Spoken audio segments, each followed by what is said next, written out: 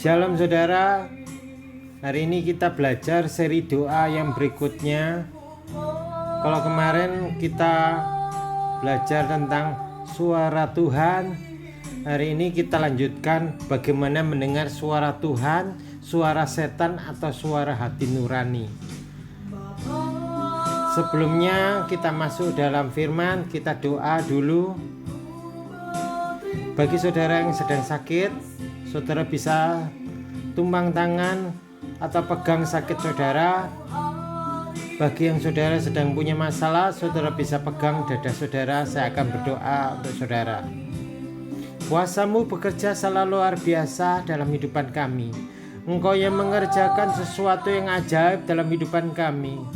Engkau bekerja penuh atas kami Tuhan. Tuhan tolong ya Bapa, beri kekuatan untuk kami ya Bapa. Beri jamahan-Mu untuk kami ya Bapa. Biarlah kami bisa melihat rencana Allah yang ajaib dalam hidupan kami. Engkau yang mengerjakan sesuatu yang ajaib. Tuhan tolong kami ya Bapa. Kami yang sedang menghadapi permasalahan, yang kami sedang menghadapi sakit penyakit ya Bapa. Jamahan-Mu terjadi. Engkau yang mengerjakan semuanya Bapa. Tuhan yang mengerjakan seluruhnya Bapa. Terpujilah nama-Mu Tuhan. Engkau yang bekerja. Terima kasih atas semuanya. Dalam nama Yesus kunakan syukur dan terima kasih. Haleluya. Amin.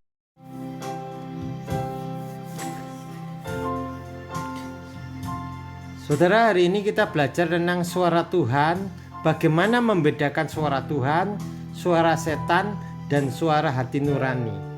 Suara hati nurani itu suara yang di dalam hati kita. Itu Tuhan bawa, kita alami, itu bawaan yang Tuhan berikan dalam hidupan kita. Walaupun saudara tidak mendengarkan suara Tuhan atau suara setan, tapi suara hati nurani selalu ada. Terus bagaimana membedakan suara Tuhan, suara hati nurani, dan suara setan? Kalau suara Tuhan kita pasti tahu, tentunya ada di Alkitab. Kedua, tidak bertentangan dengan kehendak Allah, itu pasti. Kalau suara setan tentunya bertentangan dengan kehendak Allah, melawan perintah Allah. Bagaimana dengan suara hati nurani? Suara hati nurani itu ibarat speaker yang berbunyi tergantung siapa yang berbicara di mic. Kalau suaranya setan, cenderung suara setan, maka suara hati nurani kita cenderung suara setan yang keluar. Tapi kalau kita dekat sama Tuhan, suara Tuhan semakin dekat. Itu.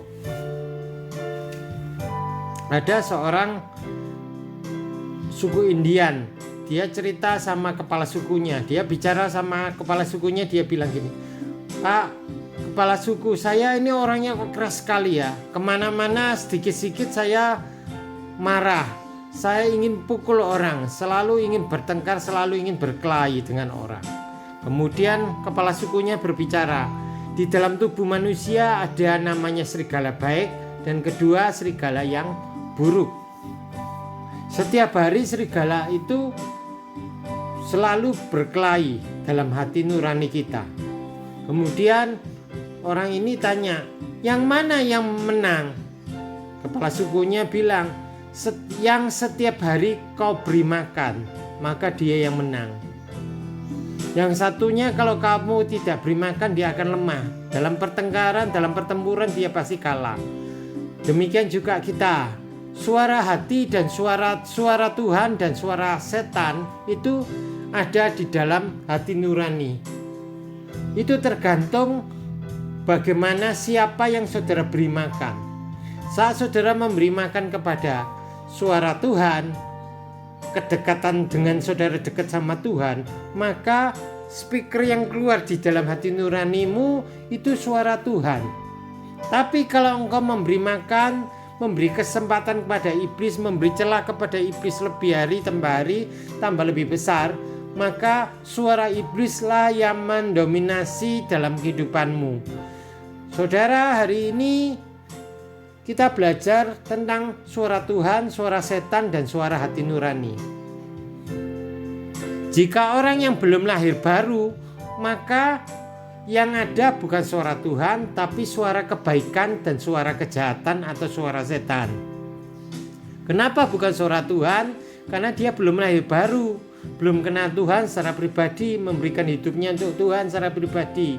Kalau orang memberikan hidupnya secara pribadi, dia akan mendengar suara Tuhan dan suara setan. Tapi saat orang itu lahir baru atau terima Yesus sebagai Tuhan dan Rajanya, maka yang keluar itu suara setan, kedua suara kebaikan, dan suara ketaatan akan kehendak Allah. Jadi sebelum kita terima Yesus, yang keluar itu suara kebaikan dan suara kejahatan. Tapi saat kita terima Tuhan Yesus, itu yang keluar suara kebaikan, suara setan, dan suara kehendak Allah.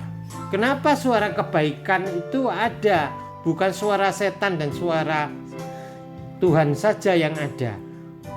Karena suara kebaikan itu ada diberikan pada Allah kepada kita karena kita diberi kehendak bebas. Setiap kita punya kehendak bebas yang bertanggung jawab. Ya. Maka itu suara setan itu muncul, suara kebaikan yaitu kebebasan kita untuk memilih suara, untuk kita memilih suara mana yang kita harus ambil, dan suara ketaatan akan Tuhan.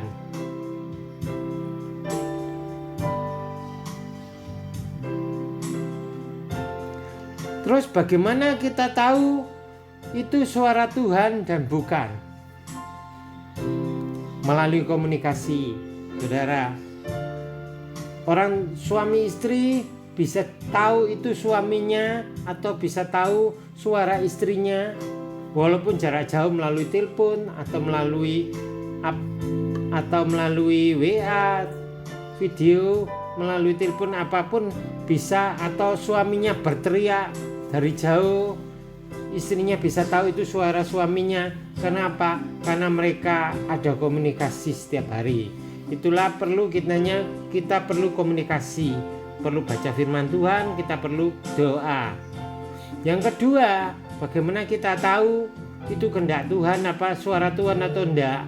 Itu kita melalui ujian. Ujilah segala sesuatu dan peganglah yang baik. Itu firman Tuhan di 1 Tesalonika 5 ayat 21.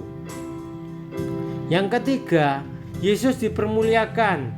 Itu di 1 Yohanes 4 ayat 1 sampai 2. Kalau Yesus dipermuliakan, nama Tuhan dipermuliakan, itulah pasti kehendak Tuhan, itu suara Tuhan.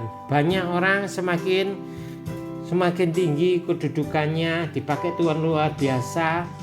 Ini loh aku, itu sekarang dia sama seperti Simpson, dia akan kehilangan Tuhan. Roh Allah meninggalkan dia.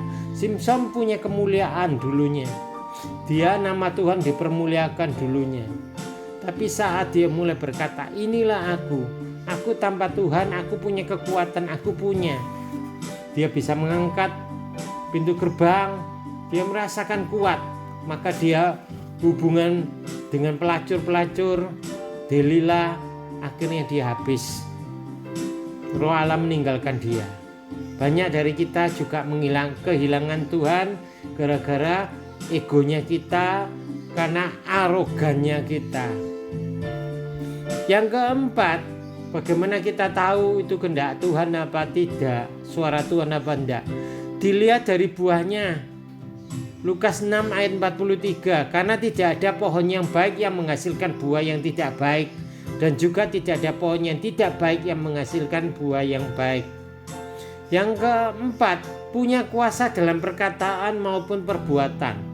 Di Lukas 24 ayat 19, katanya kepada mereka, apakah itu? Jawab mereka, apa yang terjadi dengan Yesus orang Nazaret itu? Dia adalah seorang nabi yang berkuasa dalam perkataan, dalam pekerjaan dan perkataan di hadapan Allah dan di depan seluruh bangsa kami. Itu wibawa yang Tuhan berikan, karunia yang Tuhan berikan, yaitu karunia kebijaksanaan, hikmat dan kebijaksanaan. Itu yang Tuhan berikan dalam hidupan kita. Kiranya melalui firman ini kita dikuatkan, kita mengerti kehendak suara Tuhan dan suara iblis dan suara hati nurani. Kalau saudara berkata saya tidak tahu suara iblis, pasti sudah tahu saudara, itu suara iblis dan tidaknya. Ya, yang penting saudara hari ini kita belajar lebih dalam lagi tentang firman Tuhan, tentang suara iblis dan suara Tuhan dan suara hati nurani. Tuhan memberkati saudara. Mari kita doa. Tuhan, terima kasih, kuasa-Mu bekerja selalu luar biasa. Ingkurira masa kerena nama tokurira masa dalala matokurira masa kerera.